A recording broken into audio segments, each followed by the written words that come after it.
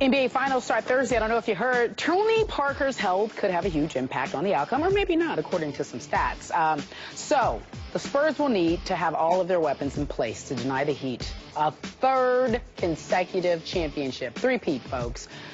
Who's the biggest X factor in the finals, Stephen A? The biggest X factor in the finals is Chris Bosh. Chris Bosh has to perform.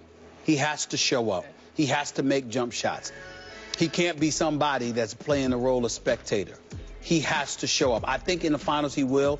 And even though he didn't score in Game 7 last year, he played good defense. He gave a lot of effort, and I don't think that can go unnoticed. But he needs to do more in these finals. He's got to show up. He's got to be the Chris Bosh that we saw the last 3 games against Indiana. It can't be the Chris Bosh we saw, you know, the first 3 games. He's got to be an active participant. He's got to hit perimeter shots because that's going to help pull some of those big boys away from the basket and give Dwayne Wade and LeBron James more room to operate, you know, in terms of getting to the lane or posting up their guys. If Chris Bosh doesn't give you anything, my prediction for the Miami Heat will probably be wrong. I mean, to me, he is the key for Miami winning. Ray Allen can hit threes. LeBron James can drop 25. Dwayne Wade can drop 23 to 25.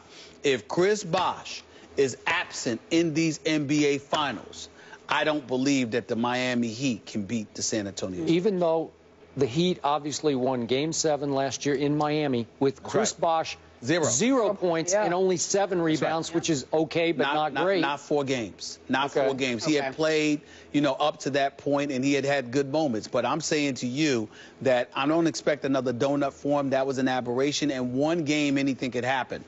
But I'm talking about over the course of a series, he's got to be present. And I'm not knocking Chris Bosh in any way. I'm telling you how important he is. He's getting paid 9 figures, too. We constantly talk about LeBron and we constantly talk about D-Wade. Chris Bosh is no scrub. Chris Bosh can play this game. Chris Bosh knows how to put the ball in the hole, and he would damn sure need to. You've got to show up against Tim Duncan and the Thiago Splitters and the Boris Diaws of the world. You've got to make your presence felt on both ends of the floor. You've got to defend well, and you've got to average at least 15 a game in this series if you're Chris Bosh. You need to show up and make sure that you're somebody whose offensive game they have to respect. If you don't do that, you put more of a load on the shoulders of LeBron and D-Wade, and that's going to be unacceptable, which is one of the reasons why D-Wade got a crew of people to go over to Chris Bosh's house, have a good time during the playoffs against Indiana, whatever. He knows how important Chris Bosh is to Miami's success, especially against San Antonio. You need him to do that because, think about it, when you look at the skill set that Tim Duncan brings to the table, obviously, unlike Bosh, Tim Duncan can really play with his back to the basket. But he's formidable on the perimeter, on the wing, etc. Chris Bosh needs to do something akin to that. He has to do it. You know, I'm still astounded by Miami's success as a team that's a poor rebounding team. No rebounds, no rings, not in this case. And a team that really doesn't block shots. So they don't rebound, they don't block shots, and they win.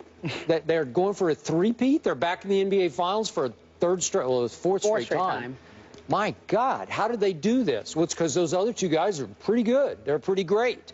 Which brings me to my X factor, and I'm going to say it again. The baddest man in Miami is Dwayne Wade. And I remind you, remember Game 4 in San Antonio last year? Spurs are up 2-1 with 2 more home games because it's the old 2-3-2 format. I'd say Miami's in big trouble because if you fall down 3-1, I think Spurs are going to win the championship. And who came to play that night? That X Factor guy.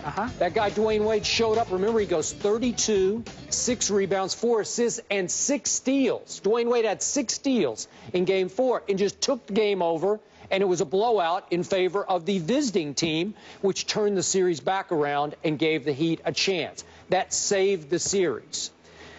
Would you agree with that? Yeah, I would agree with that. All right. Now, let me answer the other side of this. And I want to tell you, this is why the Spurs are going to win the NBA championship in 6 games. You know why I love this question? Why? The San Antonio Spurs have 12 X factors. Oh. That's what I love about them.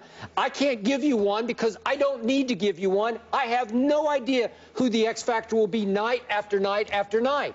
It might be Game 6 in Oklahoma City. Boris Diaw scores 26 points. Who knew? Played great defense.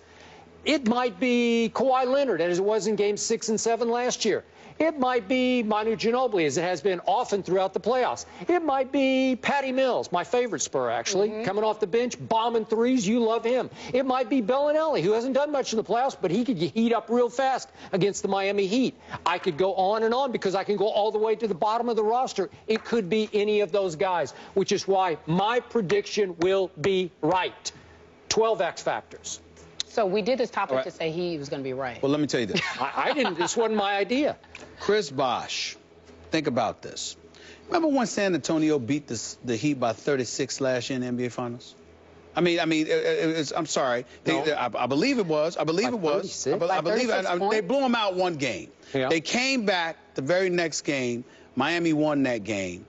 Game 4. Chris Bosh had 20 points, 13 rebounds. Was Game 3 by 36? I think so. I got it right in front of me. That's what it's telling me here. All right. It could have been. Yeah. I mean, I'm just looking at it from the standpoint that I watch the Miami Heat. And, of course, they're going to be a bevy of factors. And like you talked about with the San Antonio Spurs, they got a lot of factors themselves. A lot of guys that can come off the bench and do some things for you. Of course, I'm not saying that Chris Bosh does his thing so Ray Allen doesn't have to do anything. Shane Battier doesn't have to do anything. Norris Cole, Mario Chalmers, Udonis Haslem don't have to do anything. Birdman, Chris Anderson is going to be a factor in this series as well. You're going to need his big body. These are factors. But the key for me is that it can't always be the same big two showing up.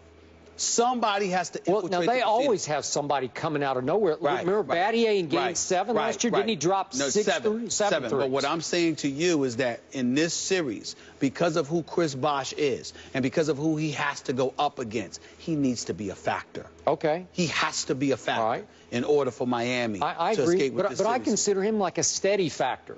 I don't think he comes and goes. Yeah, I think he's always pretty good. I agree with that, but I'm saying he has to in this particular instance because it's paramount against San Antonio because San Antonio really where their weaponry hits you is their versatility. They can go inside or out.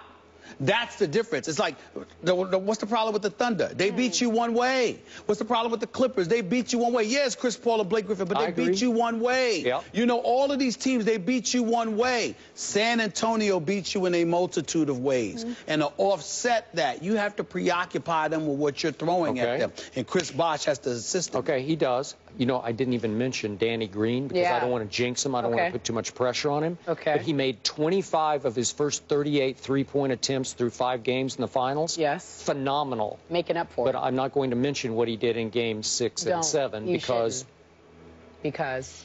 that's it. He's still one of the 12. He's one of the 12. Ladies and gents, that's it. We're going to make our predictions. We're going home. No, we're not. We're going to talk some football. Jason Garrett comparing Des Bryant to a Hall of Fame receiver.